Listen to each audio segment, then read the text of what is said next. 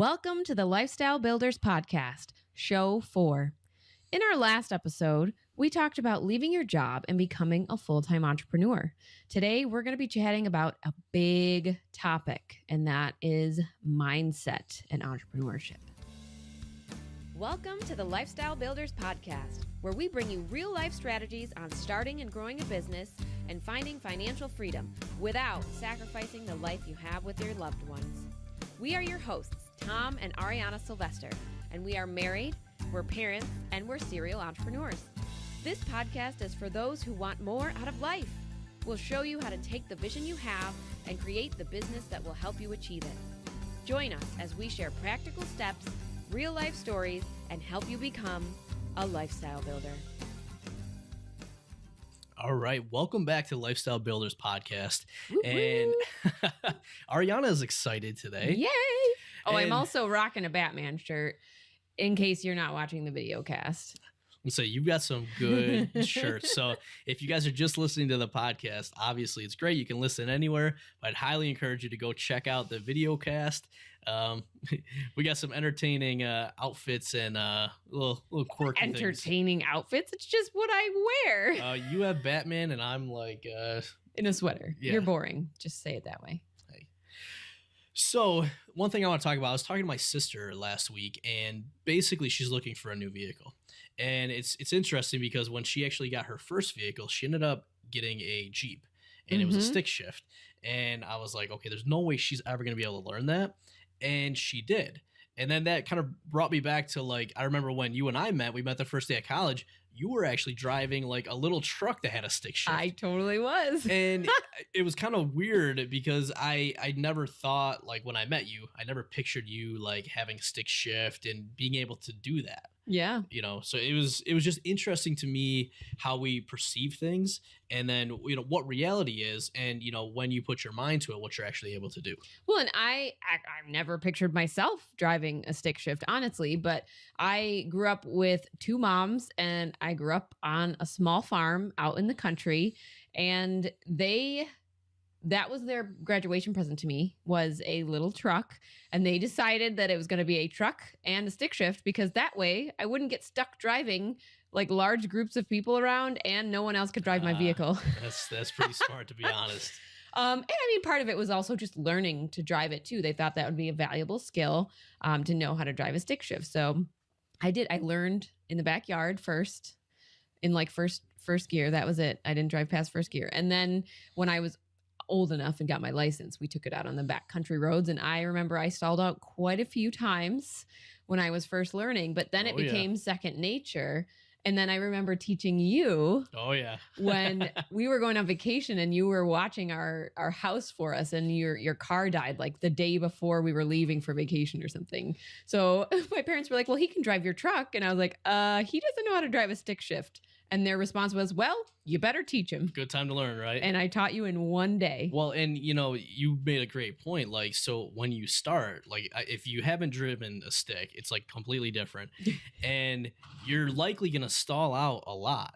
And how do you get past that? Right? You just keep practicing. And eventually you get to the point where you don't even think about it, but you've got to stall out along the way on that journey and on that path to be able to actually drive it.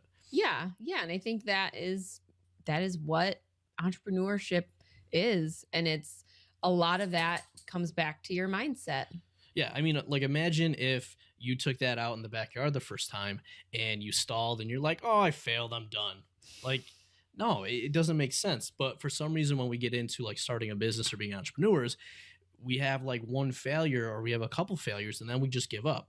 And it's that persistence that really helps people succeed. So It's just interesting how you can take those life lessons and then really apply them back to what we do as entrepreneurs. Well, and let's start this one off with some of our biggest mindset shifts since we have become entrepreneurs. So obviously this is 10 years in the making, but what was one of your biggest mindset shifts? there's a lot along the way, and I think every time you level up, you kind of have a different one. But the biggest one for me was what I call getting over my ego. And just quick background, if you don't know it, so I started out as a software developer. So I was like, Geek. yeah, geek, like sitting in the cube. Although I writing married code. you, so Yeah, what's that makes say? me one too.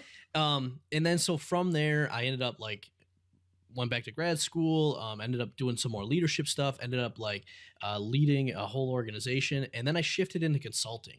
And as I was leveling up at those different levels, I started working with like high level business leaders and executives. And it was funny. Like oftentimes these guys had kids that were older than I was or my age. And we'd be in a meeting and they'd be like, oh yeah, my son went out and did something stupid this weekend. Oh, aren't you guys the same age? And then it's like, Awkward. okay, and now I'm going to actually coach you on how to be a better leader. And so that was very intimidating for a long time, especially being young. And one of the biggest shifts that I made actually from working with some mentors was realizing that it's not about me. It's about the person that I was working with. And so what I call getting over my ego is getting past the fear that I'm going to look stupid, the fear that I don't know enough, the fear that I'm not good enough.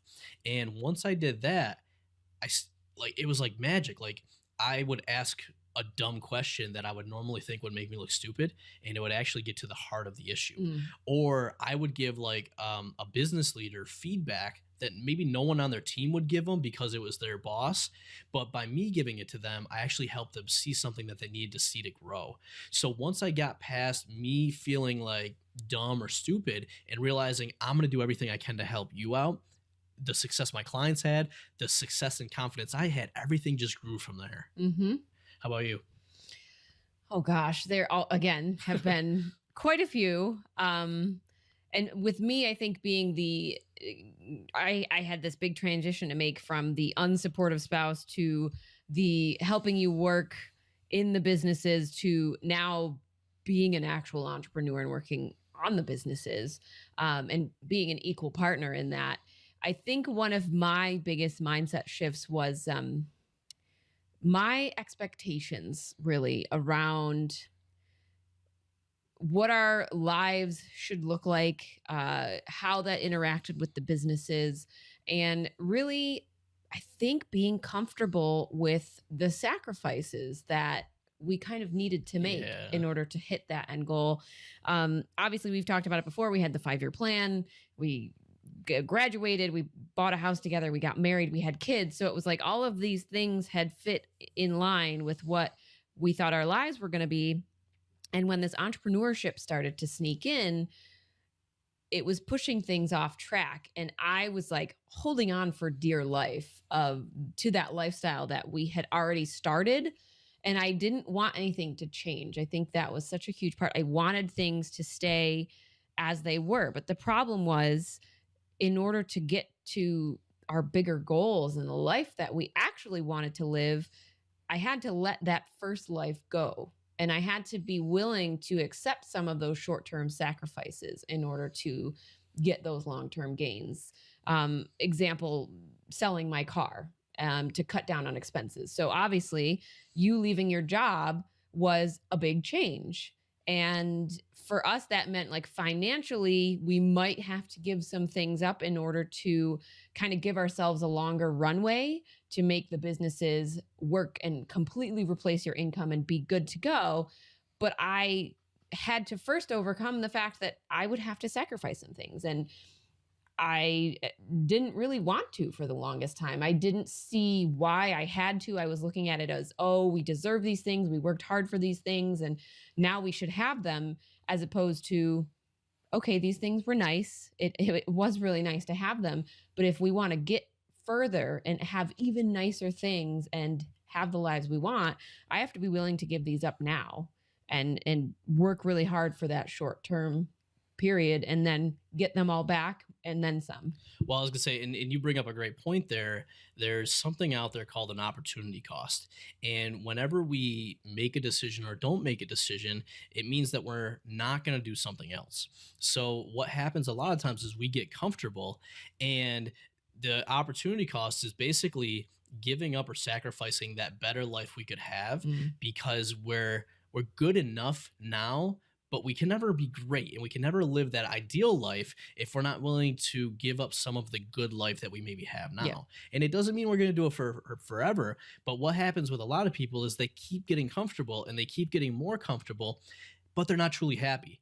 And like, I think what we found is that, so sure, it's nice to drive like nice cars and whatever else, but to trade a nice car in for freedom, and to trade a nice car or to maybe downsize your house or whatever you have to do to truly live that life you want, it's a small sacrifice. Mhm. And if you're willing to do that, you'll then have those other things and more later on. Yeah. But if you keep always wanting to have like the material things and the experiences at the sacrifice of the ideal life you want, you're never going to get there. Yeah, it's true. The comfort level is hard to step out of. It's hard to make that choice and own it and say, I'm going to make myself uncomfortable, and then I'm going to work my butt off to getting where I want to be. And you just have to accept that. Well, and the underlying thing of that comes down to change. Mhm. And oftentimes what stops us from doing things is actually a fear.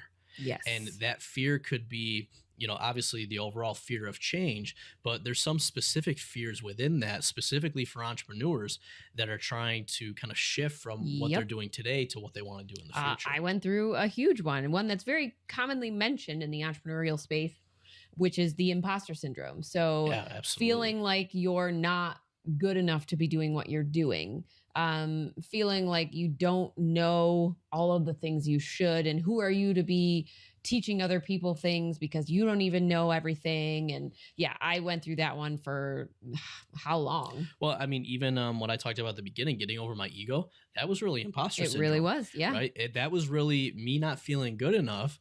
And it took a mentor to say, Tom, what are you doing? Like, you've got all You this are good enough. experience. Like, you went to grad school and got your master's. You've read all these books. You've done all this stuff. Like, you kidding me?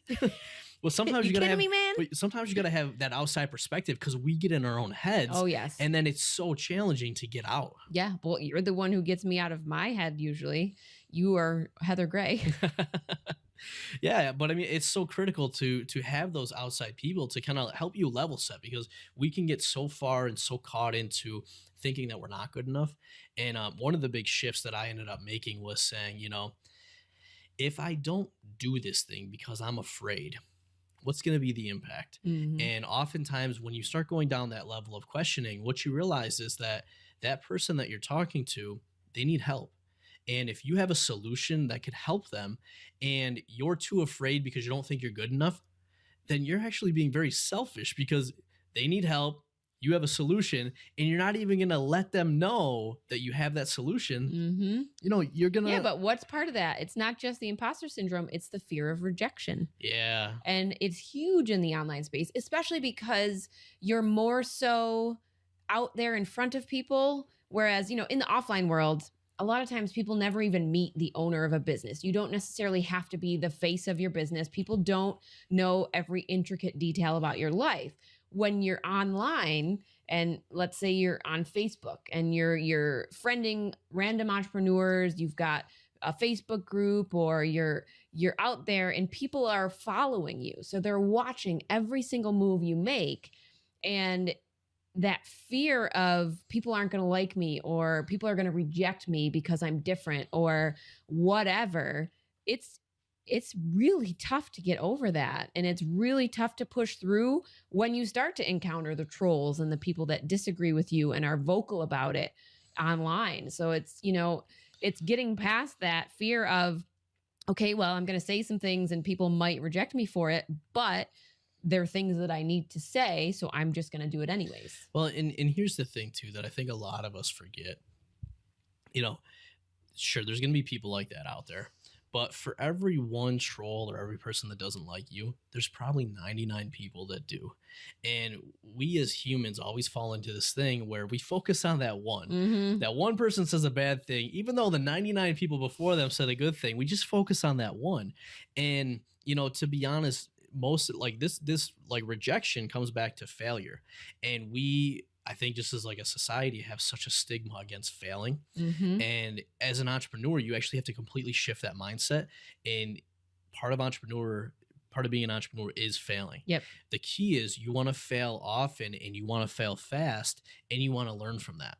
So failures really get you when you avoid failure for a long time and it becomes a really big failure. Mm-hmm. Failures don't hurt you when you fail on a small scale and you make adjustments. So you want to kind of get rid of that conventional wisdom of avoiding failure, and you want to lean into failing more often, failing on a smaller scale, and then learning and growing.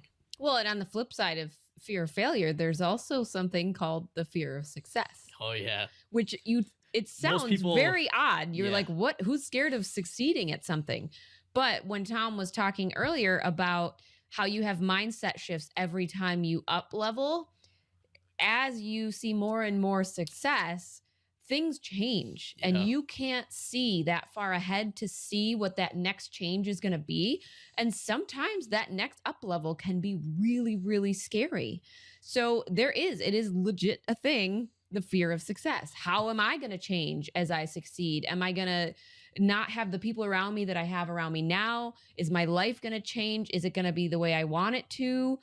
How's my business going to change? It's crazy, all the things that can be connected to that. Yeah, well, and what's funny is a lot of this comes down to how comfortable you are. And so like we often see it that people tend to find success right after they had like a terrible moment. And the reason for that is because when things are okay, you don't want to rock the boat. Mm-hmm. You're like, well, I could do better, but I could also fail and do worse. So I'm just going to kind of stick with the status quo. Now that song's in my head. But don't rock the boat, baby. But when we got to have an Ariana karaoke on here every week. I'll just try to sneak a song lyric in every episode. It's cool. But so what tends to happen is, things are good at your job, so you just stick with it, and you stick with it maybe for years, but then you get fired, or suddenly the job becomes bad, or maybe someone close to you passes away. Something happens where it takes you back and it gets you out of that comfort zone. And what you realize is that you're not actually going to lose a lot and you can gain a lot more.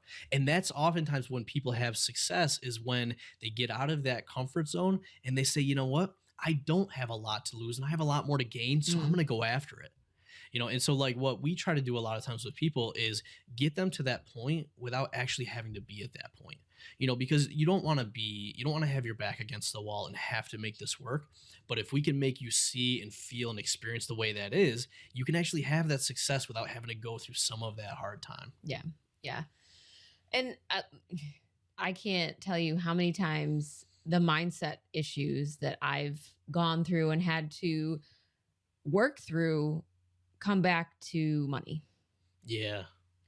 Well, we all have our own background and views and perspectives on money. And actually, one of the articles that we were just featured in an article that talked about our different finance style. Yeah, that was actually in USA Today. Mm-hmm. So we'll post a link up to that at the show notes page at tomandariana.com/show4. But /4, man, it's doing so good. Come on. So tomandariana.com/4. And basically what we had talked about there was we both had different backgrounds. We were raised differently. We had different experiences. And therefore, our approaches and our perspectives of money were very different. And when we came together, we had to kind of figure out a little bit of why we were approaching money in different ways and, what that meant for, what we wanted to do with our lives. Yeah. And I mean, they say money is the root of all evil. Money is also the root of a lot of mindset issues. Mm-hmm. And one of those is that scarcity versus abundance. So a lot of people operate on the scarcity mindset when it comes to money.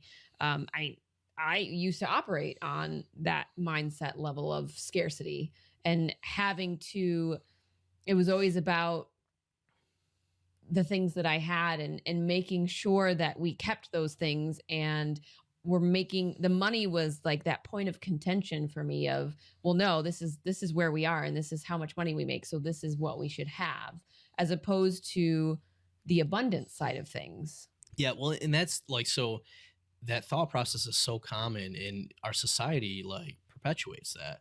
And so people judge you, or maybe they're not, but you think they're judging you based on the house you live in or the car you drive, the stuff you have. and a lot of that really comes down, like what you're gonna see as you go through being an entrepreneur is you're gonna really have to up level yourself. You're Mhm. gonna have to do a lot of personal growth. And one of the things with a lot of these, it comes down to how you view yourself and your self-worth and your confidence. And what happens to a lot of people is that they associate other people's thoughts and perspectives with who they actually are, Mhm. when that's not the reality. So like, I mean, you know, I drove like my first car was like an 88 Chevy Cavalier. It was like $400. My second car was like a $3,000 Pontiac Sunfire that I drove for like 6 years. Oh, the Sunfire. My yeah, my third car was like a 99 Toyota Solara. Like by the time I sold it, I drove it for like 10 years. It had like rusted panels and stuff. And I had a lot of people that would like judge me because of that car I drove. Mhm. And like I never worried about that because it was like I the car serves a purpose of getting me from point A to point B. That doesn't show my worth. My worth comes from the people I have in my life, the success I've been able to have, the impacts I'm able to have, and the life we're building. Mhm. But I think far too often we let all of that come in, and that's that scarcity mindset, as compared to an abundance, like realizing that there is so much opportunity out there. And you know, like, so we get caught up on money a lot, but what you really realize is that your scarcest resource is really your time. Mhm. And oftentimes what we end up doing is we trade our time, and we're not worried about that, and we chase the money. Whereas I think what a lot of people come to later on is they realize that we can make more money. There's Yep. ways to do that, but Can't we get can more never time. get that time back. Yes. So much. And I think part of that abundance mindset too is when you get into the space and you find someone else who's doing what you're doing. Yeah. And it's like that gut check reaction of, oh, they copied me, or oh, they're stealing my clients. Where, as you just said, there are so many opportunities out there, endless opportunities. And instead of looking at someone else as competition, the mindset shift is looking at someone else who is, yes, doing something similar to what you're doing. But number one, there is an immense amount of people on this planet. So they can't take every single person into their business. There's going to be people that either don't jive with them or just they don't find them. And number two, you have the unfair advantage of being you. So the things that you're offering and the way that you're offering them and the people that are going to be attracted to you aren't necessarily going to be attracted to that other person. So that whole abundance and scarcity mindset of, oh, I've got to get all the sales and I've got to have all the customers doesn't really make sense in the long run. You want the best customers for you. So that means even if you have competition, you have to find ways to set yourself apart from that and show that you're different, and you will have your own customers and they will have their own customers. Yeah, well, you just hit on a key point there. You said the unfair advantage, and this is something that a lot of people don't think about enough, and is really saying, if someone were to take and copy everything you do, your unfair advantage is, why would you still win? Mhm. What advantage do you have that no one else has that's going to allow you to win? Well, and we're And going to once do an you- entire episode on this Yeah, because yeah, that we is will. one of our topics that was, I think one of our members actually asked, can you do a show on how to find your unfair advantage? Absolutely, because this is the big one. And actually, the very first podcast I was a guest on, that was part of what we talked about, was my unfair advantage Mhm. and what allowed me to have success in real estate investing. Yep. But that's the thing. Once you figure out your unfair advantage, what you'll realize is that none of the other stuff matters. And like I talk about it all the time. I'm like, listen, guys, everything I talk about or teach you, it's not new. Like, I read it in a book or I found it from somebody else, and I'm going to give you that information for free because I didn't create it. But with that said, my unfair advantage is the experience in the background and the ability I have to connect and help get results for people. So I'm going to give you all the information. And for 90% of people, they can maybe take that and run. And for the 10% that want a little bit of extra help, they're going to gel with me and they'll become clients. And if they don't gel with me and they gel with somebody else, that's okay. Like you said, there's billions of people in the world. Mhm. So seeing like other competitors as competition is really a scarcity way to think about it. And just one more example, because I know we're probably kind of going on with this. Tom's going on a tangent, people. It'll happen. But when we get into real estate investing, what happens with a lot of real estate investors, or specifically like landlords, they all see each other as competition. So what do? They lower their rent. They undercut. They undercut. They lie to other landlords when they do background checks and say, oh, this tenant's really good, when they're terrible. Mm-hmm. So then what happens? That tenant wrecks that landlord's property. They make less money, so they can't maintain it. Now they've got to, they get worse tenants in, and then they have to undercut their prices because like it's just a bad cycle. So what we look at it is we say, we're all in the same space. What if we just helped each other? Mm-hmm. What if we all had really good properties? And what if we were honest with each other? And instead of having bad tenants just go around, what if we didn't let bad tenants have properties, and we started getting better tenants, and they took better care, and we all made more money, and then we could charge more for rent, and our tenants would be happier. Mm-hmm. So you see the difference in shifting that perspective. Yeah. So it doesn't have to be a competition thing. There is so much out there if you can only get your mindset to think that way. Yeah. All right. Now that Tom has wound down on his long tangent, just quickly before we wrap things up, one of the other big money mindset shifts that we often all have to make, myself included, is around the aspect of selling. Yeah. Really, really tough one. Because a lot of us get that, used car salesman, sleazy selling methods in our heads. We've all had somebody force us into buying something that we didn't actually want, but they were such a manipulative salesman that we were like, oh my gosh, we have to buy this, otherwise we're never going to get out of here. So that feeling gets ingrained in you. And I know for me personally, I never wanted to make someone else feel like that ever. So I had a really tough time when it came to talking to people about our services and our offers and actually asking them to buy them. And I know I'm not alone in this, because I invested in a sales coach who has many other people who invested in her as well to help them with this problem. And what it comes down to is what Tom said earlier. What's going to happen if you don't offer them your product or service? They're probably going to go somewhere else and maybe get one that's subpar or doesn't really fit with their needs, or they're not going to get one at all, and they're going to continue struggling because they didn't get that solution. So that was a huge mindset shift that I had to kind of get in my brain. Like I had to ingrain that in there. And I still to this day struggle with it. Like it's not an easy button that you can just hit and be like, oh, I suck at selling. Oh, I'm awesome at selling. It's a long road to go down to kind of like continually get consistent with asking for the sale and putting the offers out there and telling people what you do and feeling okay with it. So I just know I'm one of those people, and there's a lot of people I know that have run into that problem. So just be aware if you are jumping into entrepreneurship, if you are an entrepreneur and you're feeling these feelings around selling, you are not alone. And it is a very, very common struggle that people have with mindset around money. Yeah. And I know we're not to my bookshelf yet, but I got to throw a book out there because this book, it hits the nail on the head, and it talks about everything you just talked about. So it's by Daniel Pink. It's called To Sell is Human. And when he walks through here, basically what he says, just like you said, we have that perception of selling as the used car salesman. But the reality is we sell all the time. And even if your title isn't sales or salesperson, you sell. Mm-hmm. And I mean, we have kids, right? So kids sell you all the time. Like kids are masters at like sales negotiation. Like they have all the business skills you need. Like, oh, if you eat this, you can have a cookie. Well, what if I only eat 2 more bites? No, you got to eat 5 bites. Well, what about 3? Okay, 3.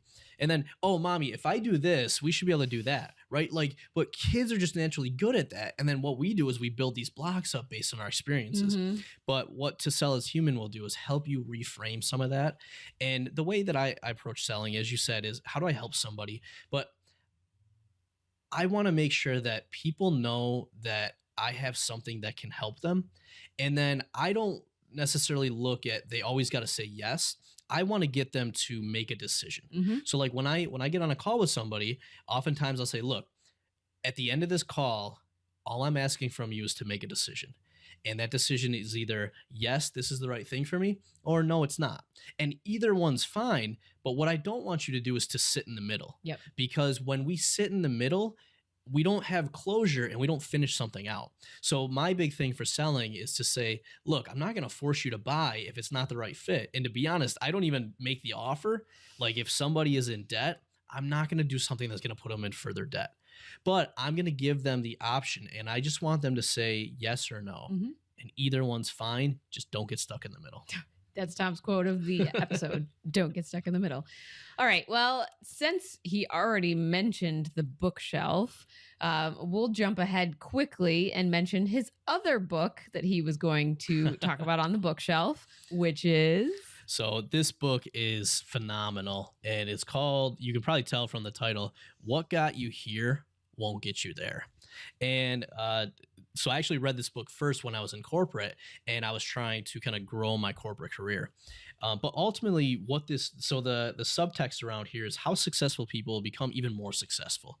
And what tends to happen with a lot of us is that we do something and we achieve a certain level of success. And then we say, oh, well, this worked, so let me do it again, and it'll help me be more successful. But as the book title says, oftentimes the things that got you to a certain level, you actually have to stop doing to get you to the next level. So just a quick example here. We have kids. Quick example. When our kids were born, they couldn't move. So what did they do? We would carry them around. And then at some point, they figured out they could roll. And they're like, well, I'm just going to roll around, and this is pretty good. So they rolled for a while. And then what happened? They're like, oh, I can crawl. This is a lot better than rolling. I'm going to stop rolling and I'm going to start crawling. And then they figured out oh, I can walk. Man, this is pretty cool. I'm not going to crawl anymore. And so what kids naturally do, by the way, there's so much we can learn from kids. But what kids naturally do is they figure out what they need to do and they stop doing their old habits. But we oftentimes will try to hold on to those and say, well, I can't let those go. That's what got me here. Mm-hmm. But oftentimes to reach that next level of success, you got to let those go and take on new habits. I feel another episode topic coming. What entrepreneurs can learn from children. Oh, absolutely. We need to do that episode. But so anyways, the book is What Got You Here Won't Get You There. We'll have a link to it in the show notes page at tomandariana.com/4. Oh, we got it this time. And I'll tell you, this has been one of the best books in terms of helping you to achieve more success. All right. And I have your homework for this episode, and that is to identify your mindset style. So by that, I mean, are you someone who likes to go out and learn by reading a book or watching a video or listening to a podcast in order to hear about and make those important mindset shifts? Or are you someone like me who is more of a real life doer? Like, I need to be someone who I notice something and then I have a conversation about it and I'm actually experiencing that real time mindset shift. So I can't just go and read. For me, it doesn't make the connections in my head. It's when I'm actually experiencing it and being like, oh, so this is what I should be thinking about it as. So I want you to go out and identify your mindset style. Yeah, that's a good one. And by the way, Tom is a learner. Yeah, I am. But actually, so that leads me to another thing before I get to my homework for people. So I wrote a blog post on how to not just learn, but how to also implement and some of the hacks that I used. Because a challenge I find a lot of people run into is that they'll just learn, and they'll spend a lot of money and they'll buy books, they'll go to conferences, but they don't actually implement. So they're not benefiting from the learning that they're doing. So we'll link to that up in the show notes page, but it just shows some of the basic, simple hacks that I use to learn and implement. And that just helps me level up so much faster. Yeah. Go and check out Tom's blog post. It's not a super long, epic blog post. Correct. This is a shorter one. The first one we mentioned about. So it's definitely readable in a short period of time. But so my homework for people is, we went through a handful of things that could cause you to be stuck where you're at or maybe hit that brick wall. So I want you guys to identify and think about what are one thing from this episode or one thing that has sparked for you that is causing you to hit a brick wall, or is something that you struggle with, and then go and put an action plan together for how you're going to start addressing that. So that might come back to, learning or actually doing. Real life doing? Yeah. But because one of the biggest things is being able to identify that so that you can then take an action and move past it. Yeah. Yeah, I love it. All right, you guys, it's been another great episode with Tom and Ariana, your hosts and lifestyle builders. And like always, I want you guys to remember that it's your life, your business, your way. We'll see you next time. Bye. Are you frustrated by a lack of momentum in your business? Do you want real-time guidance and support from seasoned entrepreneurs who really care about your results?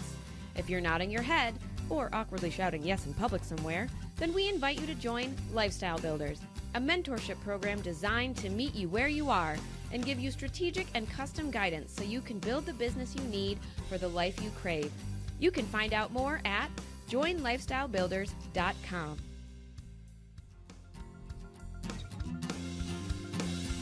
Your life, your business, your way. Join Family Entrepreneur Life. Join Family Entrepreneur